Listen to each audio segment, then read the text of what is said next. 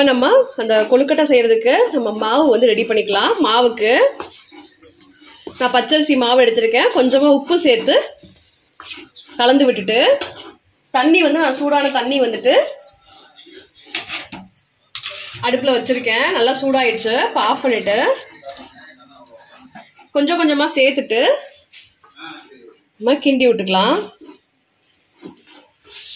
ஏன்னா நிறைய சேர்த்துடாதீங்க, கொஞ்சம் கொஞ்சமாக சேர்த்து தேவைக்கு ஏற்ற மாதிரி கிண்டி விட்டுக்கோங்க.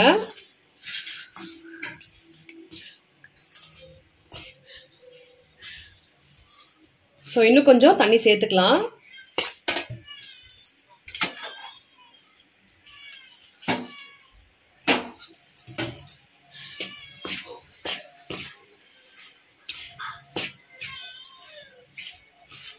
இப்போ நம்ம மாவு வந்து சுடுதண்ணி ஊற்றி நல்லா கலந்து விட்டாச்சு. ஸோ இந்த அளவுக்கு வந்து கன்சிஸ்டன்சிக்கு மாவு இருக்கணும். ஸோ நல்லா வந்துட்டு நமக்கு இதுலேயே வந்துட்டு பார்த்தீங்கன்னா பாதி அளவுக்கு நல்லா வெந்துருந்துச்சு. இப்போ நம்ம பூரணம் வந்து ரெடி பண்ணிட்டு அதுக்கப்புறம் நம்ம மாவில் வச்சு தான் கொழுக்கட்டை செய்ய போகிறோம். ஸோ இது பார்த்தீங்கன்னா நல்லா ஒட்டாமல் வரும் இந்த மாதிரி. ஸோ இது அப்படியே வந்துட்டு ஒரு ஓரமாக வச்சுக்கலாம். நம்ம இப்போ பூரணத்தை ரெடி பண்ணிடலாம். பூரணம் செய்கிறதுக்கு நான் கடலைப்பருப்பு ஒரு 10 நிமிஷம் ஊற வச்சு அதை நான் குக்கரில் போட்டு வேக வச்சு எடுத்திருக்கேன். ஒரு விசில் தான் வச்சுருக்கேன். அதுலேயே நல்லா வந்துட்டு வெந்து வந்துடுச்சு. ஸோ அதை அப்படியே வந்துட்டு நான் மிக்சி ஜாரில் போட்டு ஸோ இந்த மாதிரி கொரகொரப்பாக வந்துட்டு நான் அடிச்சு எடுத்து வச்சுருக்கேன்.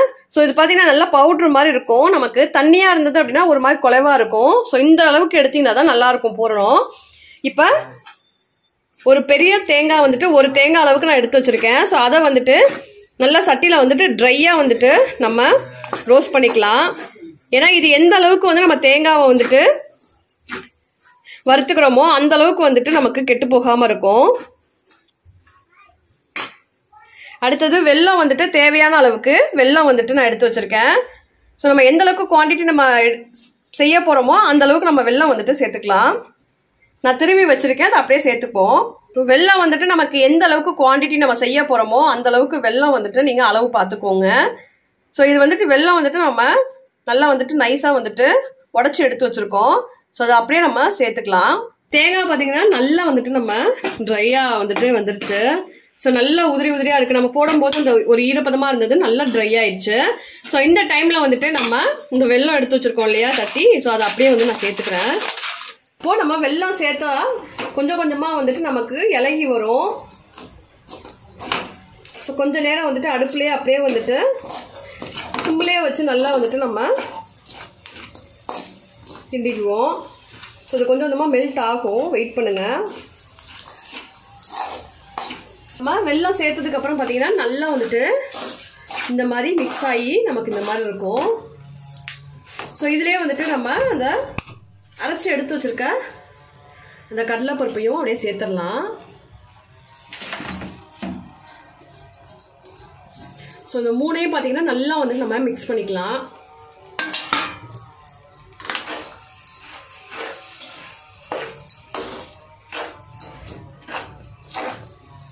ஸோ இதுலேயே வந்துட்டு ஒரு 2 ஏலக்காய் வந்து நீங்கள் தட்டி சேர்த்துக்கலாம்.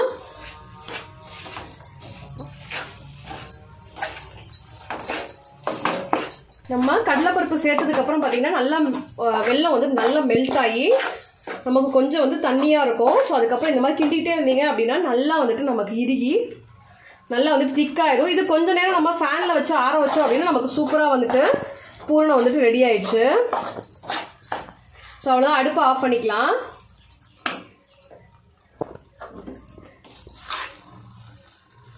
ஸோ ஃபேன் காற்றுல கொஞ்சம் நேரம் வச்சிங்க அப்படின்னா நல்லாவே நமக்கு இறுகி வந்துடும். ஸோ இந்த மாதிரி வந்து நல்லா வந்துட்டு நம்ம தட்டி எடுத்துட்டு இப்போது நம்ம ரெடி பண்ணி வச்சுருக்க அந்த பூரணத்தை அப்படியே இதுக்கு நடுவில் வச்சு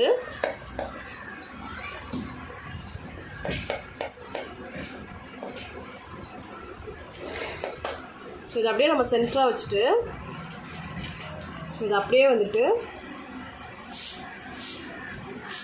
மூடி இருக்கலாம். ஸோ அதை அப்படியே ப்ரெஸ் பண்ணோம் அப்படின்னா எல்லா சைட்லேயும் பார்த்தீங்கன்னா அந்த கேப் வந்து மூடிடும். ஸோ இப்போ நம்ம இப்படி எடுக்கும்போது நமக்கு ஸோ நீட்டாகவே வந்துடும்.